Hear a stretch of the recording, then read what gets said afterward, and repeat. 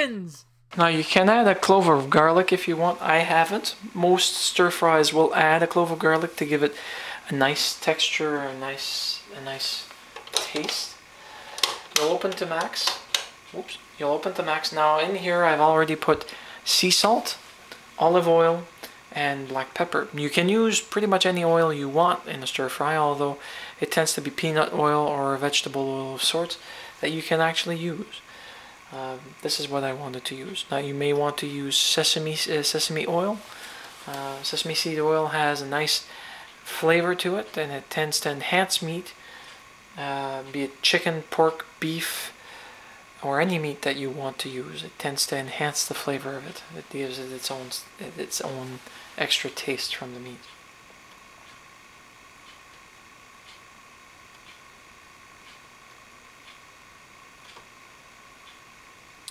The long part is the cooking. It's waiting, heating. Once you've got everything together, and once you take the time to actually do pretty much all your preparation, it saves you time from having to worry about doing it at the last moment. With me, with my cooking shows, you've noticed I always do it at the last moment because it's always a spur of the moment thing. So you do your best with what you have as ingredients. Sometimes you'll come home, you'll want something, you don't feel like having just a bowl of cereal, you want to cook. You want to create something, you create what you can with what you have in the house. If you, well, of course, without using anything that's dangerous for your health, but you use eggs, you use potatoes, you use any vegetables that you have that you can mix and match with those items, and you can still come up with intriguing ideas. The same goes for the rest. Now, the oil is hot enough because right now I'm doing it justice. You're going to take your meat and you're going to... Perfect.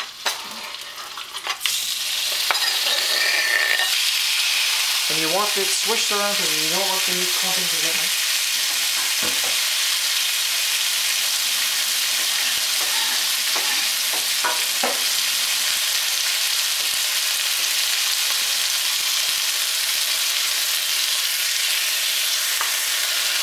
You'll want them separated as best as possible.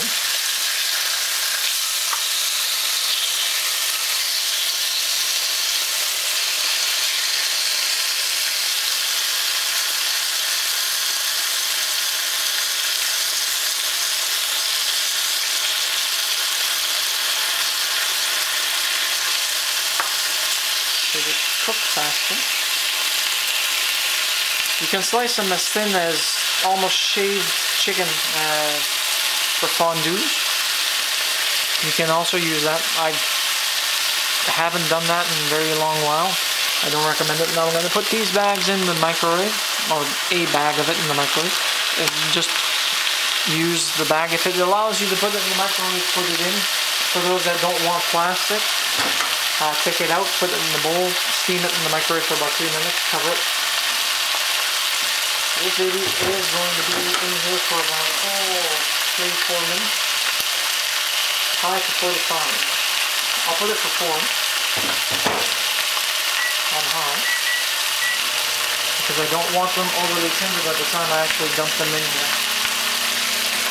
Because this chicken is going to cook in about 4 to 5 minutes.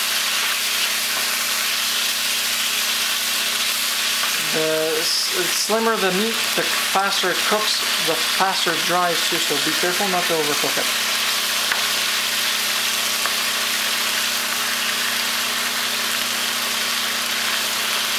Once I've got no pink left on my chicken on both sides, then you can worry about throwing in your sauce.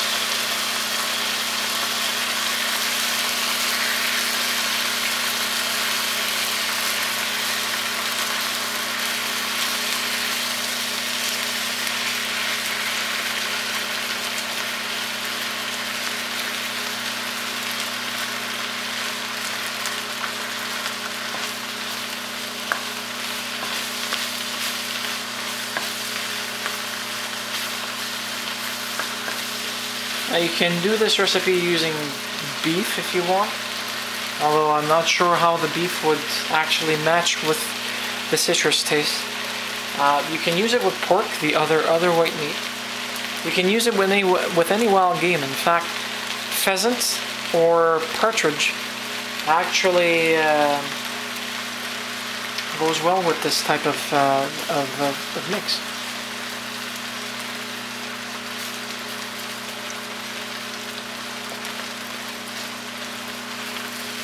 But if you're using wild game that you're hunting yourself, just make sure that you've got all your buckshot pellets.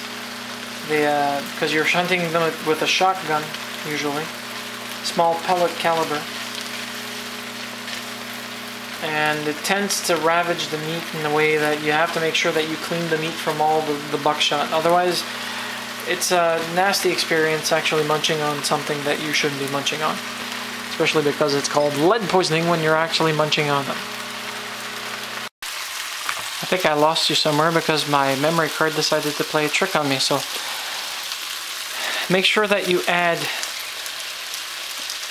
half a teaspoon of arrowroot. Add your beans as the last final ingredient. Okay, and I'm sorry, I'm gonna take it off so that it doesn't overglaze.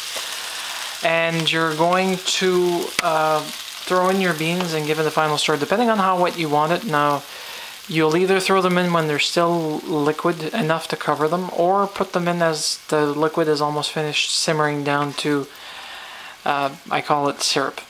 Okay. You're going to have this mix. Looks delicious though. Now, I don't have rice, but you serve this over rice.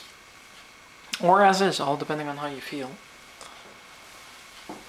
And that's for one portion, more or less, or two people, all depending on what your appetite's like. So what I'm going to do now is I'm going to take a fork, a green bean with a piece of chicken, and hope to God I don't end up scalding my mouth. Let's give it a shot.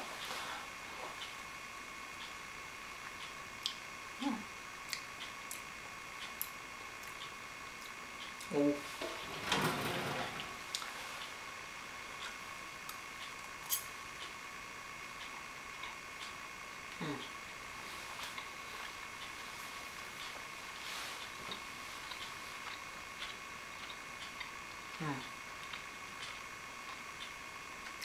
Well, I'm definitely making rice to go along with this. You can do it with rice, egg noodles, or any other noodles that you want to have with it. Be creative. It tastes delicious, especially with the hot pepper spice in it. It just has the right amount of kick. It's perfectly balanced for sweet and tangy.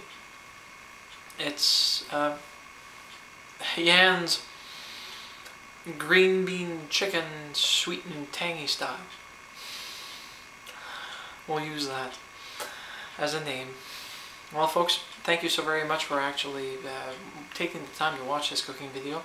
If you have any comments or critiques that you need to give to me or want to ask, don't be afraid. I've been asked before for other recipes how to try and adapt them.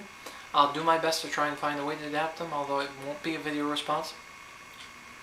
And I'll encourage you to experiment with your friends and family. Remember, cooking is fun when you're doing it for yourself and you're satisfied with the results. Imagine how it is when you're satisfied with the results with other people helping each other. So with that said, have a nice one.